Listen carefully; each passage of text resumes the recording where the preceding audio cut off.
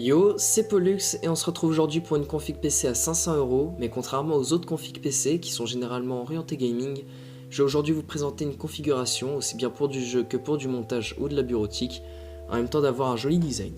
Sur ce, c'est parti.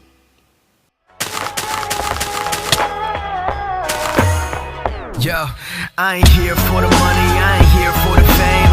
Though it might be nice to own a jet plane, I'ma do it all for you, come along and see it's true. Donc pour cette configuration, on va commencer par le processeur. On va donc partir sur un Pentium, un G4500. C'est un dual-core en 3,5 GHz, 3 Mb de cache, en Skylake pour 80€.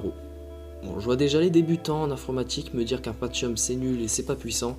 Regardez les benchmarks de celui-là, comparez-le avec des i3, vous verrez qu'il est loin d'être nul ou pas puissant.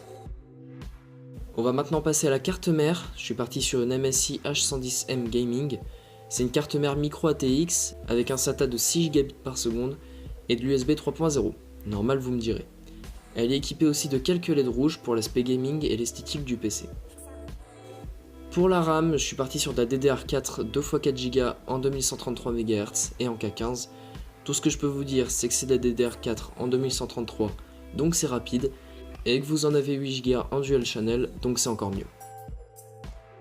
Maintenant pour les joueurs, j'ai choisi une MSI GeForce GT 1030 en 2 Go et overclockée. C'est une carte graphique qui fait tourner tous les jeux d'aujourd'hui en Full HD et le plus souvent en height voire ultra à plus de 30 fps. Sauf pour Ark et les jeux là où il faudra viser la qualité médium du jeu pour qu'il reste fluide. Niveau disque dur, c'est un Seagate Barracuda en 1TB, une référence pour les disques durs, pas besoin d'en dire plus. J'ai pris aussi un lecteur DVD pour lire des films ou graver des choses sur les disques. On en utilise de moins en moins, mais quand on en a besoin, c'est plutôt pratique. J'ai aussi pris un lecteur de cartes, comme ça pas de problème pour lire les cartes micro SD, etc. de votre appareil photo. En boîtier, j'ai pris un Zalman Z3 Plus blanc, encore histoire d'esthétique car il est plutôt classe pour son prix, mais aussi car il y a pas mal de baies pour les disques durs et les lecteurs, et aussi qu'il est bien refroidi et plutôt spacieux pour y mettre les composants à l'intérieur. Comme alimentation, j'ai pris une Corsair VS 350, en 350 watts du coup, ce qu'il faut pour alimenter le PC et en 80+, donc c'est certifié. Corsair c'est de la qualité, c'est de la référence, donc c'est bon. Et pour finir, j'ai aussi pris une clé Wi-Fi de 150 Mbps par seconde, c'est une toute petite pour qu'elle se fasse bien discrète dans le PC.